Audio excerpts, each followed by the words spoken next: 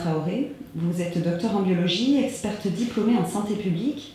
Vous collaborez avec le département d'épidémiologie et de santé publique de la faculté de médecine de Toulouse-Purpan et intervenez dans le cadre des masters de santé publique à l'université Paul Sabatier de Toulouse. Vous êtes également président du cabinet de consulting public Health Expert. Aujourd'hui, vous avez décidé de nous parler du diabète. Pourquoi ? Bonjour.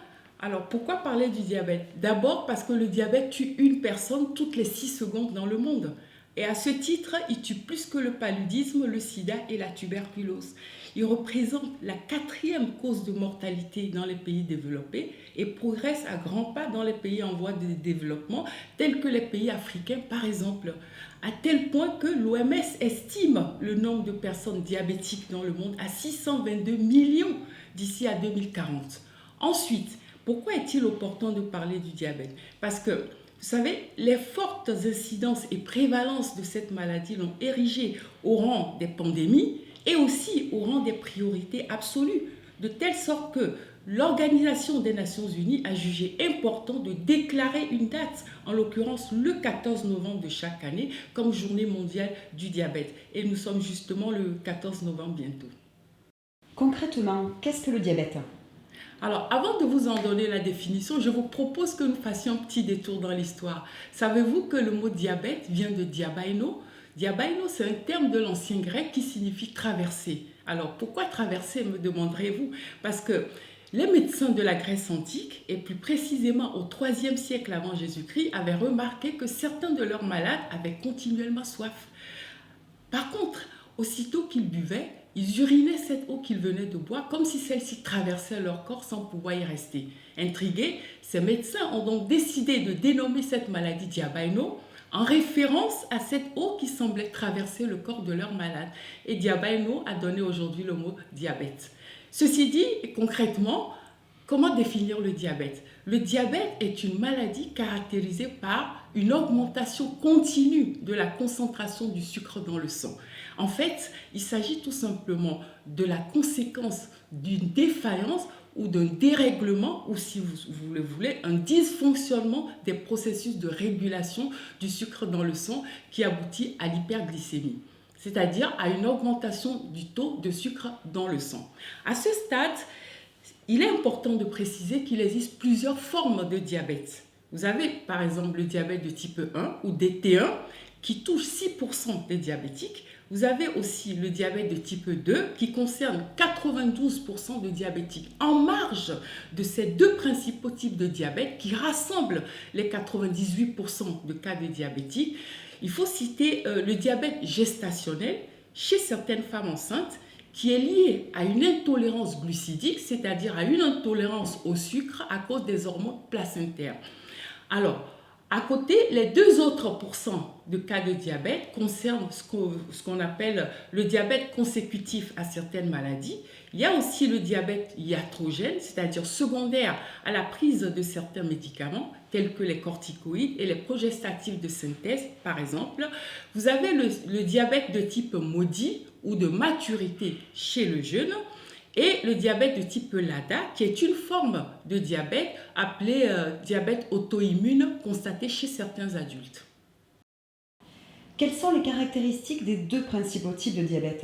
Oui, alors comme vous le savez déjà, et dans les conditions normales, c'est-à-dire en l'absence de toute problématique diabétique, le pancréas, qui est une glande située dans la partie abdominale des vertébrés, comporte des cellules qui sont spécialisées dans la synthèse de 2 hormones qui interviennent dans la régulation du sucre dans le sang. Alors, il s'agit des hormones insuline et glucagon. L'insuline est sécrétée par les cellules bêta des îlots de Langerhans, alors que le glucagon est synthétisé par les cellules alpha. Alors, le rôle de l'insuline est de faire baisser la concentration du sucre dans le sang en agissant comme une clé qui permet aux cellules des muscles, par exemple, de capter, grâce à des récepteurs qui sont situés à leur surface, le sucre issu du métabolisme glucidique, pour le transformer ensuite en énergie dont le corps a besoin pour vivre et pour accomplir les activités quotidiennes.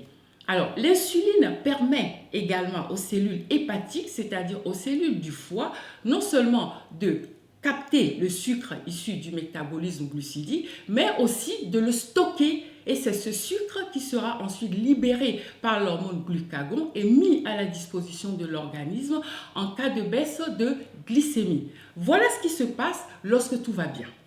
Par contre, que se passe-t-il lorsqu'un organisme ou un individu souffre du diabète?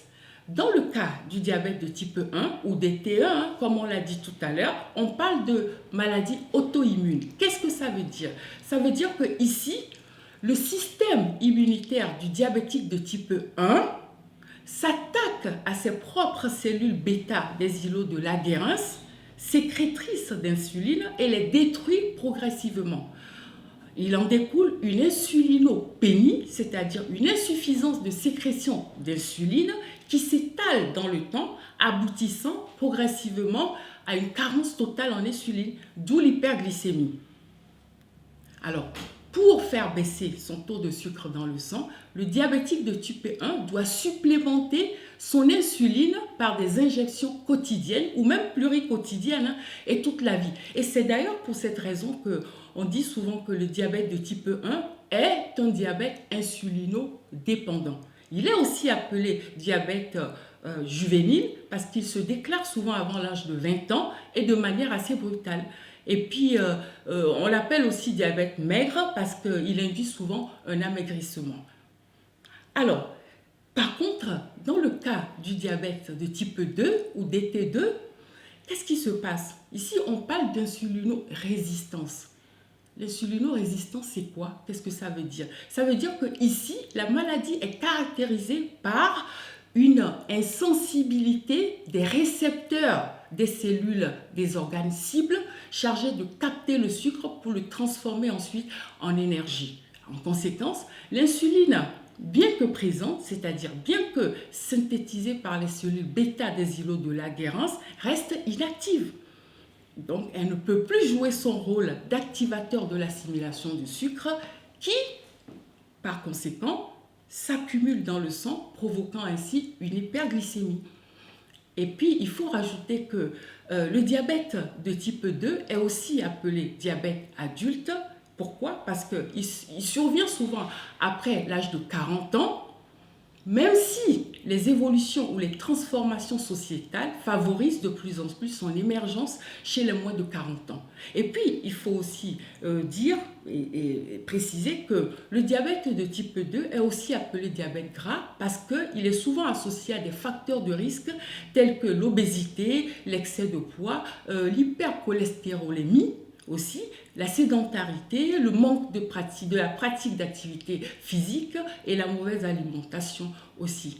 Et en dernier point, et non des moindres, il faut dire aussi que il faut souligner l'importance ou le poids du risque héréditaire ou de la susceptibilité génétique dans la transmission du diabète. Et susceptibilité génétique justement dont la prépondérance varie en fonction du type de diabète.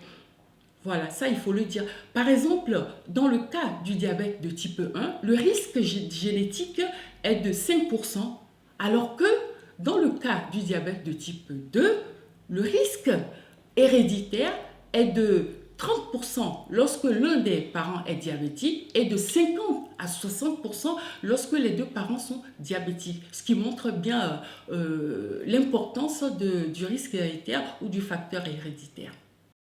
Comment savoir si l'on a le diabète? En faisant tout simplement un dosage de la glycémie, c'est-à-dire un dosage du taux de sucre dans le sang. Alors, dans un laboratoire d'analyse médicale, bien sûr. Et le diabète est diagnostiqué lorsque la concentration du sucre dans le sang est supérieure ou égale à 1,26 g par litre à jeun ou supérieur ou égal à 2 grammes par litre, quel que soit le moment de la journée.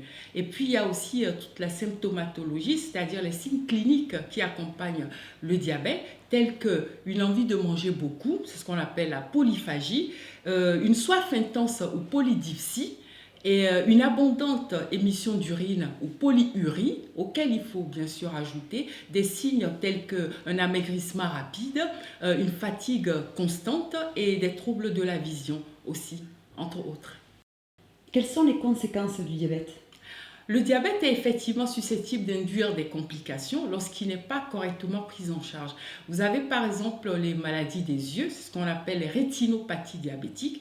Il y a aussi les maladies des reins ou néphropathie diabétique.